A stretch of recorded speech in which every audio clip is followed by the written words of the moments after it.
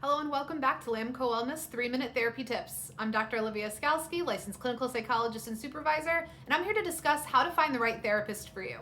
First, I'm so happy to hear you're considering starting therapy. There's so many great therapists out there, and the first step is so important, and we want to ensure you're off to a great start. So here's a list of a few red and green flags to look out for.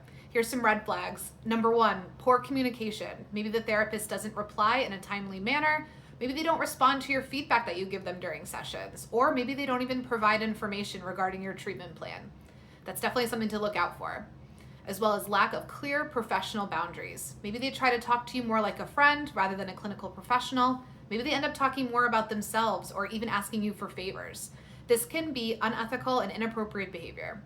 Another one is lack of empathy or active listening skills. Maybe you notice they start interrupting you, you feel dismissed or criticized, maybe it even starts to feel unsafe.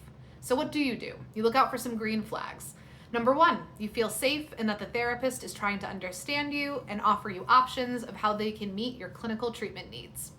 Number 2, a good therapist welcomes feedback. They check in with you. It's a collaborative effort. They check in with you throughout the therapy sessions. They adjust their approach when necessary. Another one is you feel empowered and that you're making progress.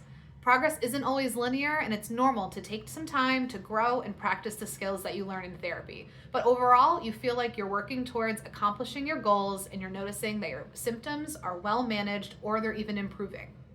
I also would encourage you to have some patience. You may need to meet with a few therapists first before you find the perfect match.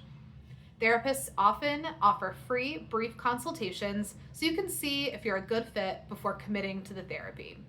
Another thing I recommend is try to do some research online first. Do you want a therapist who listens and teaches you coping skills, or do you need a larger treatment team? Do you need medication management and want to connect with both a therapist and a prescriber for psychiatry? Or are you interested in trying a specific modality or type of therapy, such as cognitive behavioral therapy or CBT? Another thing I like is to write down 3 things you hope to work on in therapy. You can list those goals out, as well as 3 qualities you hope to find in a therapist. This will help you narrow down your choices. If any of this has resonated with you, or you want to learn more about wellness tips, please visit us at lamcowellness.com. Link in the description, and see you next time. Thanks.